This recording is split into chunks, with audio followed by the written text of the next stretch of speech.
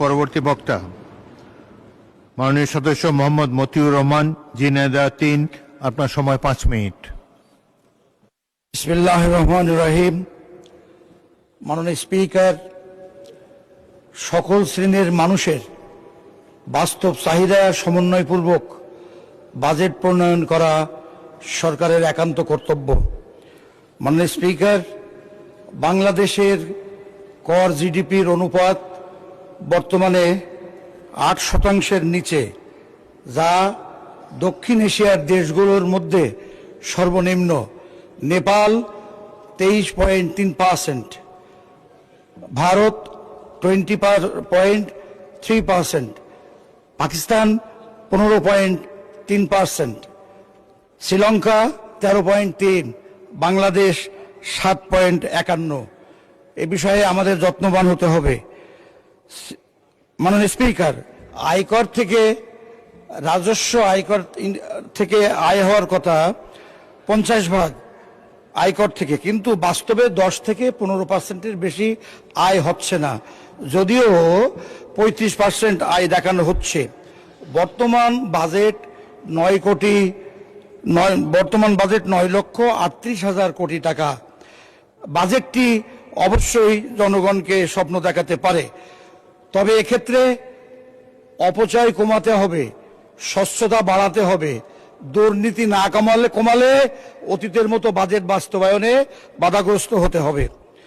মাননীয় স্পিকার, আমি পরিষ্কার করে বলতে চাই, আমি পরিষ্কার করে বলছি বা বিশ্বাস করি, I am more than sanguine. আমাদের আসল ঘাটতি হলো এথিক্স অ্যান্ড গুড গভর্নেন্সের। মাননীয় স্পিকার, ধর্ম মন্ত্রণালয়ের উচিত ধর্ম, বর্ণ, গোত্র নির্বিশেষে সকল মানুষের ধর্মীয় অধিকার সংরক্ষণ করা।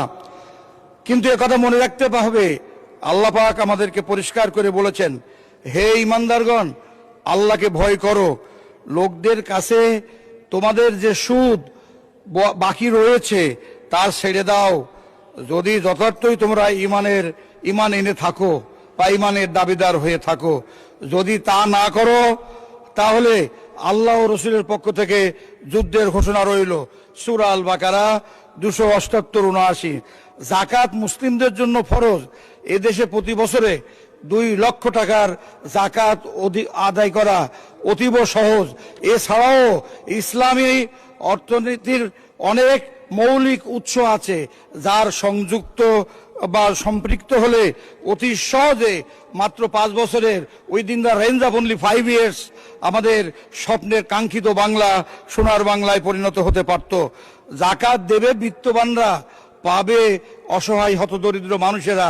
এটাকে প্রোগ্রেসিভ ট্যাক্স বলা যেতে পারে।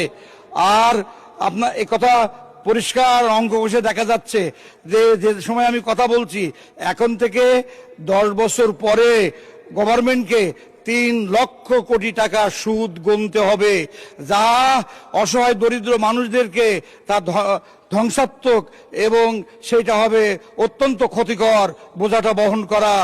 অতএব ওটাকে রিগ্রেটিভ ট্যাক্স বলতে হবে। এ বিষয়ে আমি ধর্ম মন্ত্রণালয়কে বিশেষভাবে ভাবতে বলছি এবং গভর্নমেন্টকে সে পথে পরিচালনা করার জন্য, আপনাদের দায়িত্ব পালন করার জন্য আমি সবিনয় অনুরোধ করছি।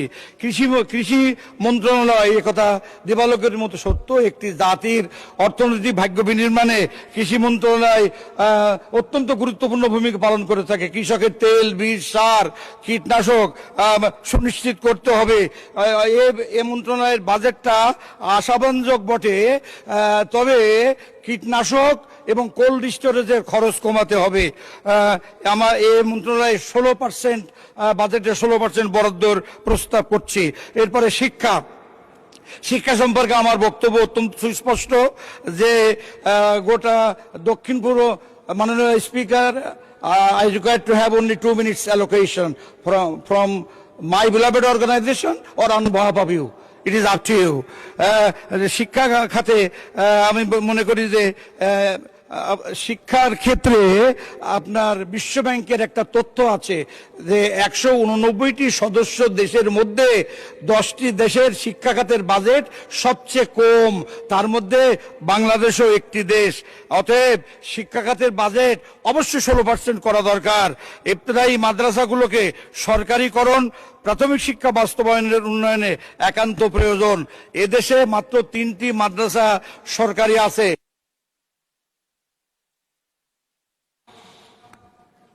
মাননীয় সদস্য, আপনি 2 মিনিটে আপনার বক্তব্য শেষ করেন।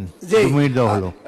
মাদ্রাসা আমার কোটচাঁদপুর নির্বাচনী এলাকাতে স্নাতকোত্তর কামিল মাদ্রাসা আছে, 1943 সালে স্থাপিত। 100 বিঘারও বেশি জমি আছে। এটাকে সরকারিকরণ করলে সরকারের রাজস্ব খাত থেকে অতিরিক্ত কোনো ভর্তুকি লাগবে না।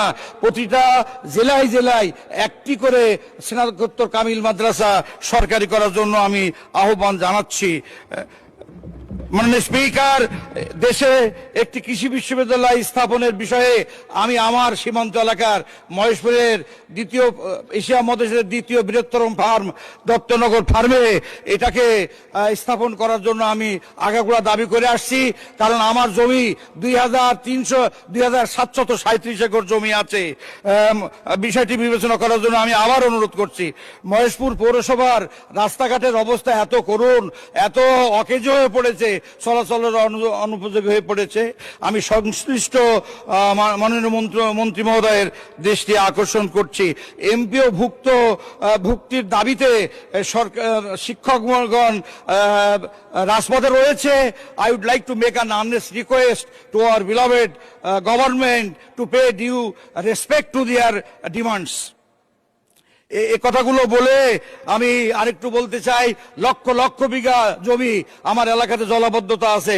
মাননীয় আইনমন্ত্রী আছেন, আমার লার্নেড ডিস্ট্রিক্ট মিনিস্টার সহ প্রধানমন্ত্রী আছেন। আমি সকলের প্রতি মাননীয় স্পিকারের মাধ্যমে বলি, দয়া করে মেহেরবানি করে দখল হয়ে গেছে আমার বেতনা কুদলা নদী, সেগুলোকে দখল মুক্ত করতে হবে, খাল খনন করতে হবে। এছাড়া একটি স্থলবন্দর মহেশপুরের সীমান্তে করা যায় কিনা, যেটা দর্শনা থেকে একটা রেল রাস্তা এনে সেটা মহেশপুরের সীমান্ত দিয়ে জিকরগাছা হয়ে আপনার বেনাপোল বর্ডার ওদিকে মেহেরপুর পর্যন্ত যেতে পারে। কথা তো অনেক, দাবিও অনেক, সব কথা একসময় বলা যায় না। ধন্যবাদ মাননীয় সদস্য।